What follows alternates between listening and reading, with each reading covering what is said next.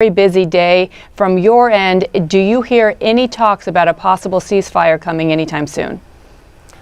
I am convinced the tide is turning.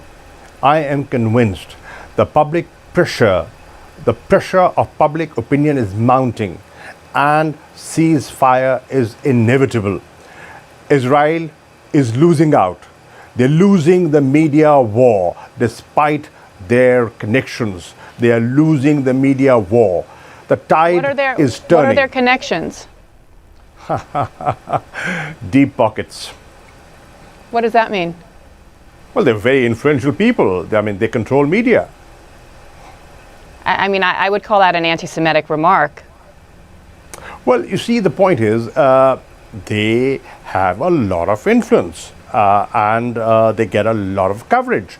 Now, what has balanced that is the citizen journalist who has been reporting, sharing video clips, and that has jolted people and that has woken up people, and people who were sitting on the fence are today speaking up. Do you see how in different capitals of the world, in London, in Madrid, in Michigan, Chicago, every place from Sydney to the European capitals, people have come out and saying, put an end to this insanity. They're calling for an immediate ceasefire. Now, the Security Council has failed in forging a joint statement and coming out with a joint statement and forging a consensus. The General Assembly today is giving a clear message to the Security Council. It is your prime responsibility to ensure peace and security. Please live up to the UN Charter. But Mr. Ambassador, can we not separate the fact that there are calls for peace and for equal human rights for both sides, for Palestinians and for Israelis, without anti-Semitic talk and rhetoric? And we are seeing an increase in anti-Semitism throughout the world. Many of these protests are showing signs and images of anti-Semitism as well. Shouldn't you be condemning that? I will not justify any rocket attacks, and I cannot justify and I cannot condone the aerial bombardment that is taking place. But what about anti-Semitism? And what about Hamas's role in stopping the rockets? I am saying when you do not engage, when there are no negotiations, when there is occupation, when there's genocide, when there's war crimes, when there's ethnic cleansing, then an extremist element takes advantage of that situation.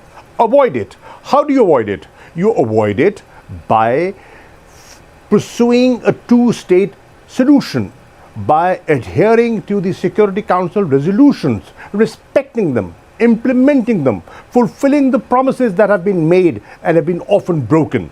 So, I believe that the answer is Israelis and Palestinians living side by side in peace, and it can only be done through a two-state solution, through negotiations, by cessation of hostilities, and ceasefire is the first step in that direction.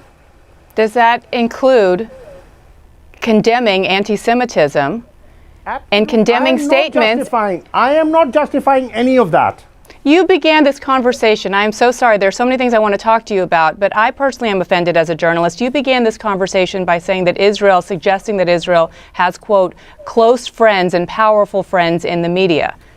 That is an anti-Semitic trope. No. What I'm saying is the perception. Look at the perception the world has. You cannot ignore that, ma'am. But that's a wrong perception. Could be wrong, but that's the perception. Negate it. Well, by giving a balanced coverage, negate it. The onus is not on those who are being accused of things that aren't true. It's on people like you in powerful positions to say that that's wrong. Well, what we are saying, what is wrong, and I'm not shying away from that. What I'm saying is this insanity must come to an end.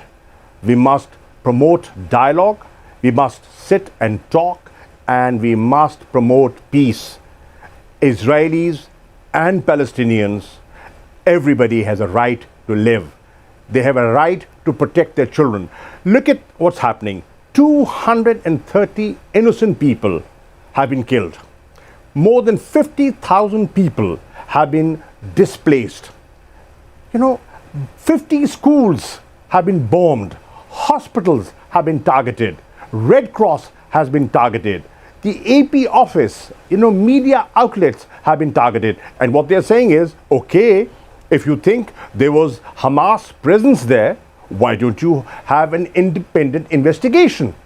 Well, I believe that Israel did provide in some information and shared intelligence with the U.S. But let's go back to the other side, because there are obviously Israeli casualties as well. And I keep bringing this up because if you're going to be an honest broker, then you have to approach something like this objectively. And that doesn't seem to be the place where you're coming from. Well, I am objective, and I would want to be objective. Loss of life, I will not condone. Every life, every human life is important to me.